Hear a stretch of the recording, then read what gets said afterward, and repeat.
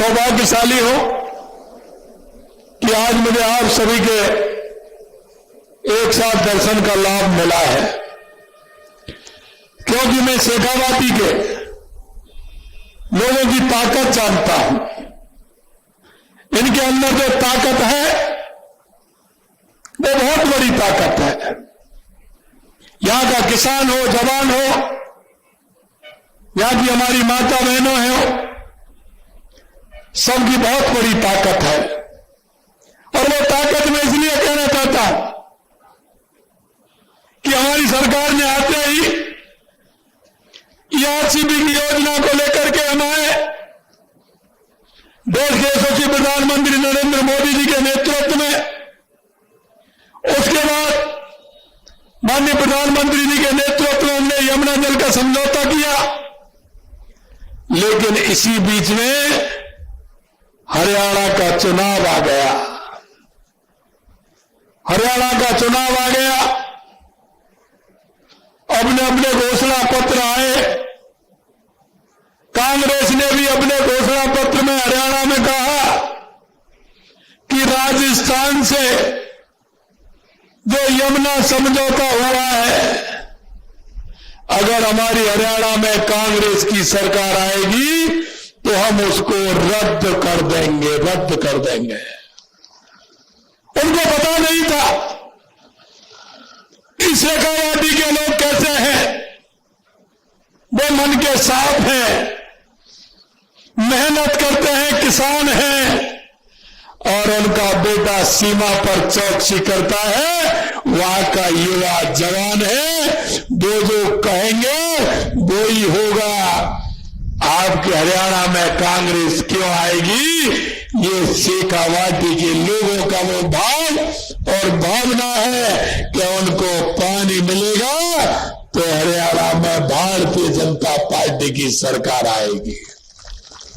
इसलिए मैं आपको नमन करता हूं कि आपकी वो ताकत और उस ताकत के कारण ही मैंने जब उनका घोषणा पत्र देखा और मैं हरियाणा के चुनाव में गया तो मैंने कहा कि ये समझौता तुम जब तो रद्द करोगे जब हरियाणा में आओगे।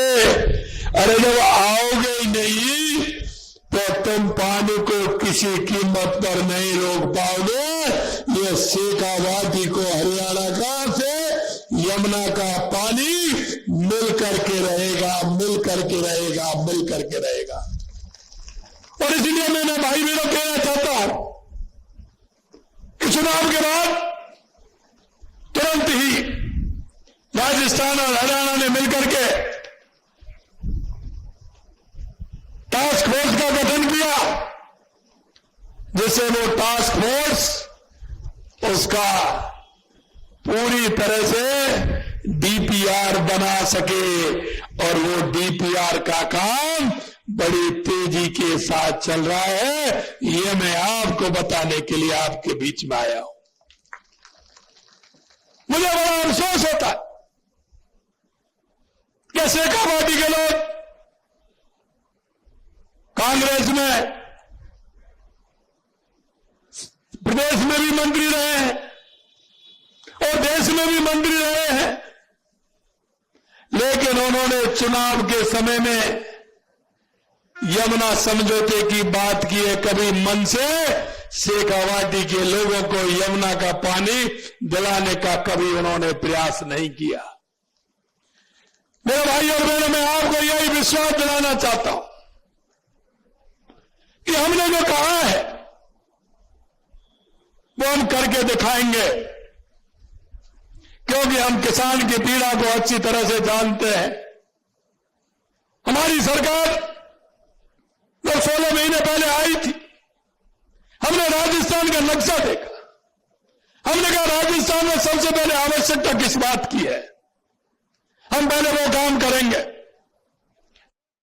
प्रधानमंत्री नरेंद्र मोदी जी के नेतृत्व में जब हमें लगा कि राजस्थान में आवश्यकता है पानी की, राजस्थान में आवश्यकता है बिजली की, राजस्थान में आवश्यकता है युवाओं के लिए रोजगार की, राजस्थान में आवश्यकता है मेरे किसान भाई की उन्नति की।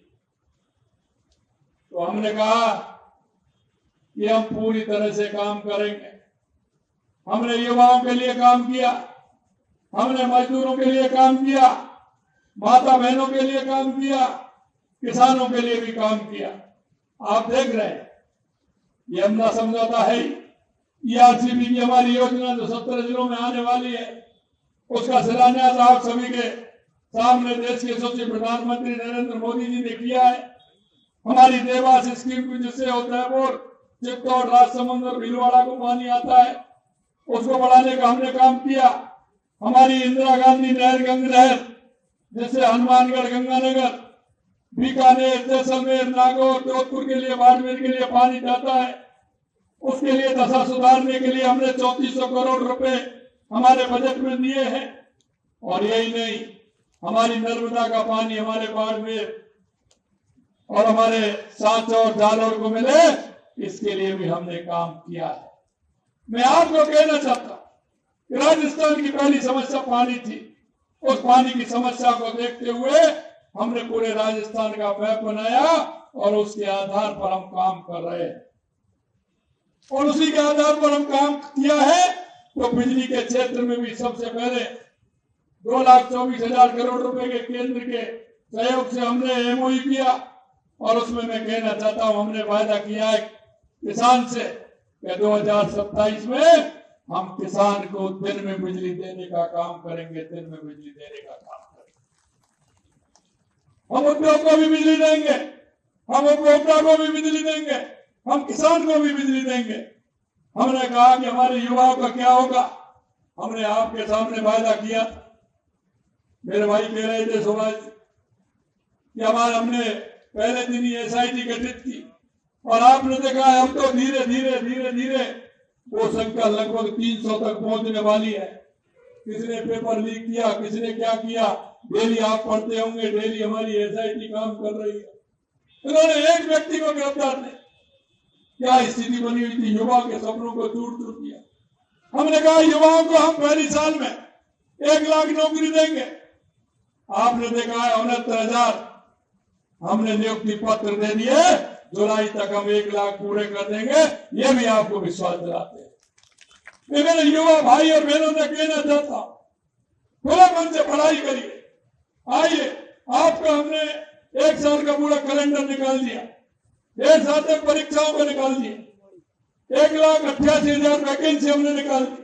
आप देखिए कौन सा पेपर कब, कौन सी तारीख को लगेगा, विज्ञप्ति कब निकलेगी, पेपर कब लगेगा, परिणाम कब आएगा और नियुक्ति पत्र कब मिलेगा, ये भी कैलेंडर हमने पहली बार निकाल करके हमारे युवाओं को दिया है। हमें पता था, हमारे युवाओं के सपनों को चूर चूर कर दिया था। मन में, किसान के बेटे के मन में, उस किसान पिता के मन में यह बात आती थी जब वो उसको कोचिंग के लिए भेजता था, जब उसे पढ़ाने के लिए सेंटर पर भेजता था, वो पता नहीं कहां से पैसा लेकर के आता था। बेटे के मन में यह बात आती थी कि मेरे पिताजी कहां से पैसा लेकर के आए हैं, मैं पेपर में पास होकर के बताऊंगा और मैं पिता का सहयोगी बन के रहूंगा, मैं पिता के सहयोग करूंगा। और पिता के मन में भी विश्वास होता था कि मेरा बेटा मेहनत कर रहा है, नंबर लाएगा, नौकरी लगेगी तो मेरी इस किसानी में वो सहयोगी बनेगा। लेकिन कांग्रेस के लोगों ने पिता और पुत्र दोनों के सपनों को तोड़ के रख दिया। ये आपके सामने हमने आज कहा है कि हमारा युवा मेहनत करे। उसको पहले ही पता है कि ये पेपर कब होने वाला है, कौन सा पेपर देना चाहते हैं। मैं आपको यही विश्वास दिलाना चाहता हूं, युवाओं से जो हमने वायदा किया है कि 5 साल में 4 लाख नौकरी देंगे। हम देश के यशस्वी प्रधानमंत्री नरेंद्र मोदी जी के नेतृत्व में जो हमारी पार्टी कहती है, हमारी सरकार जो कहती है, वो हम करते हैं। और इसीलिए मैं ध्यान दिलाना चाहता हूं, हमारा संकल्प पत्र जो चुनाव से पहले हम आपके बीच में आए थे, आपके बीच में हमने बात रखी थी, हम एक एक संकल्प पत्र की बात को हम पूरा करेंगे। अभी तक हमने 16 महीने में लगभग 55% हमारे संकल्प पत्र को पूरा किया है, 55% पूरा किया। एक बात और मैं आपसे कहना था, क्योंकि सरकार आती है, बजट भी देती है, लेकिन मैं आपसे एक बात कहना चाहता हूं, जो पहला बजट आया था, हमने उस बजट के लिए 98% जमीन अलॉटमेंट कर दिए और 87% बजट अलॉट कर दिया। जो बजट हमने दिया उसका काम हमारा प्रारंभ हो गया। मैं आपसे इतना ही कहना चाहता हूं, यहाँ के कुछ लोग हैं, कांग्रेस के लोग हैं, वो कभी किसी की बात करते हैं, कभी किसी की बात करते हैं। मेरे भाइयों, ये आप सभी जानते हो, क्योंकि हम इस बात को देखते हैं, हमारा भाई वो होता है जो समय पर काम आता है, समय पर काम आता है। इसलिए मैं कहना चाहता हूं, वो लोग लगातार किस तरह की बातें करते हैं।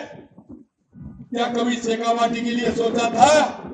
अरे निकलिए परिवार से बाहर, आम जनता के बीच में आइए, आम जनता के काम करिए। तो मानते हैं, अरे चिड़िया भी अपने बच्चों को दाना ला करके कहीं से चुगाती है। ये हम जब राजनीति में आते हैं, राजनीति का काम करते हैं, तो हमारे लिए सब बराबर होते हैं। हम जनता के बीच में जाकर के उनके दुख और सुख की सुनते हैं। अभी मैं 4 दिन पहले गंगानगर हनुमानगढ़ के दौरे पर गया था। मैंने वहां की नहर को देखा, वहां के खालों को देखा कि वह क्या स्थिति है। मेरे से वो किसान मिले, उन किसान भाइयों ने कहा कि 70 साल में कोई भी नहीं आया इन खालों के लिए, और इतना बड़ा बजट पहली बार 3400 करोड़ रुपए आपकी सरकार ने दिया है, और आप किसानों के दर्द को जानने के लिए आए। आज भी मैं आपके बीच में, क्योंकि कोई चुनाव नहीं है इसीलिए मैं नहीं आया। मैं सिर्फ इसलिए आया हूं कि मेरी शेखावाटी, मेरे श्री माधोपुर, मेरे खंडेला के लोगों को क्या क्या परेशानी है मैं देखता हूं। आपके विधायक बहुत ही मेहनती, विधानसभा में जब भी मेरे पास आते हैं तो कहते हैं कि मैं तो मुख्यमंत्री जी आपसे मिलने के लिए आ रहा हूं, लेकिन बहुत मेहनती आदमी होता है, होशियार आदमी होता है, उसकी पहचान यही होती है। लेकिन जब मिलने आते हैं और कहते हैं पैसे मिलने आ रहा हूं, 4-6 पेपर लेकर के आते हैं कि साहब मेरा ये भी काम हो, मेरा ये भी काम हो। और विधानसभा में आपने सुना होगा किस तरह से विधानसभा में अपनी बात रखी और उन विरोधियों को करारा जवाब भी दिया। और मैं आपसे कहना चाहता हूं कि इस खंडेला विधानसभा में लगभग 200 करोड़ रुपए से ऊपर के काम विधानसभा के अंदर दिए। 200 करोड़ रुपए मेरे जगह के महाविद्यालय नहीं, महाविद्यालय मेरी बड़ी मांग है, महाविद्यालय तो खोलना ही है। आपके यहाँ महाविद्यालय भी हो गया। आपने देखा विद्यालयों के लिए मरम्मत के लिए बनाने के लिए पैसा चाहिए, वो भी दिया। रीगस में अतिरिक्त पुलिस अधीक्षक कार्यालय खोलेंगे कहा। 35 करोड़ रुपए की लागत से सामोदा की ढाणी से आवास वाया भैरा सुखपुरा गोकुल का वास सुरपुरा युगा जानकीपुरा गोल्डी धोड़ी विजयपुरा इस सड़क का निर्माण आपके यहाँ हो रहा है। 50 करोड़ रुपए की लागत से अजीतगढ़ से रीगस तक वाया श्री माधोपुर 2 लेन सड़क एंड सोलर का निर्माण कराया जा रहा है। माणा बाबा धाम लाखड़ी सुंदर दास धाम आवड़ा का जीर्णोद्धार विकास कार्य कराए जा रहे हैं। 10 करोड़ रुपए की राशि से नॉन पेचेबल सड़कों का निर्माण, 10 लाख की राशि से जनसुनवाई केंद्र बनवाया जाएगा। 16 करोड़ 82 लाख की लागत से भोजपुर ऐसे 37 से सोमू पुरोहितान ऐसे सड़क निर्माण होगा। रीगस में महाविद्यालय मैंने कह दिया। सामुदायिक स्वास्थ्य केंद्र रीगस को उप जिला चिकित्सालय में क्रमोन्नत करने का काम किया। रामपुरा में 33 के भी सब स्टेशन निर्माण कराया जाएगा। खंडेला में बस स्टैंड संबंधी विकास कार्य होंगे। भोजपुर ब्रह्मसिंहपुरा में पशु चिकित्सालय होंगे। इस तरह के मेरे पास अभी कागज है, मैं आपको एक एक वाहन की मैंने दिखाई है। मैं आपसे इतना ही कहना चाहता हूं मेरे भाई और बहनों, कि हमारे प्रदेश के विकास के लिए और देश के विकास के लिए हमारे देश के यशस्वी प्रधानमंत्री नरेंद्र मोदी जी कहते हैं कि हमारा राजस्थान विकसित होगा तो हमारा देश विकसित होगा। हम उन बुनियादी ढांचों को लेकर के, क्योंकि हम 4 जातियों को लेकर के चलते हैं, हमारा किसान, हमारा युवा, हमारी महिला, हमारा गरीब, उस गरीब को लेकर के चलेंगे, उस अंत्योदय की परिकल्पना को लेकर के चलेंगे। हमारे एससी और एसटी के भाई हैं, हम उनको साथ लेकर के चलेंगे। हम उनके यहाँ विकास के कार्य हमारे होंगे तो निश्चित रूप से हमारा देश एक विकसित देश बनेगा।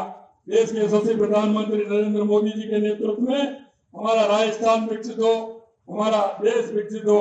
इसके लिए आपसे मैं इतना ही निवेदन करना चाहता हूँ कि हमारी केंद्र की और राज्य सरकार की योजना, बहुत सारी हमारी योजना है, जिन योजनाओं का लाभ हम जनता तक पहुंचा सकते हैं। आपसे मैं इतना ही कहना चाहता हूँ, आपके पड़ोस में, आपके गांव में, आपके मोहल्ले में कोई ऐसा व्यक्ति रहता हो जिसको आवश्यकता है, जो ऐसा व्यक्ति रहता हो जो योजनाओं से उसका भला हो सकता है, आपसे इतना ही निवेदन है, चाहे हमारी बूढ़ी माँ हो, चाहे हमारा विकलांग भाई हो, विकलांग बहन हो, हमारी बहन हो, हमारे युवा हो जो रोजगार की तलाश में हो, मैं आपसे इतना ही कहूंगा कि हमारी केंद्र और राज्य सरकार की योजनाओं का पूरा लाभ लें और उस लाभ लेते हुए हमारे गांव को विकसित बनाएं, हमारी तहसील को विकसित बनाएं, हमारे जिले को विकसित बनाएं, हमारे राजस्थान को विकसित बनाएं, हमारे देश को विकसित बनाएं।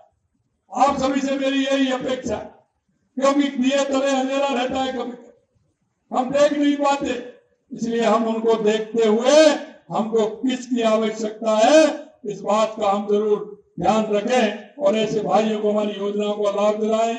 अंत में मैं आपसे इतना ही कहूंगा कि आप सब लोग हमारे इस विजन में जुड़ेंगे और हमने जो कहा है वो हमारी सरकार करके दिखाएगी। इतना ही मुझे आप सभी से निवेदन करना है। आप सभी लोग इतनी बड़ी संख्या में और इस टेम्परेचर में आप सभी आए हैं, आप सभी को दिल की गहराइयों से मैं बहुत बहुत धन्यवाद और साधुवाद देना चाहता हूं।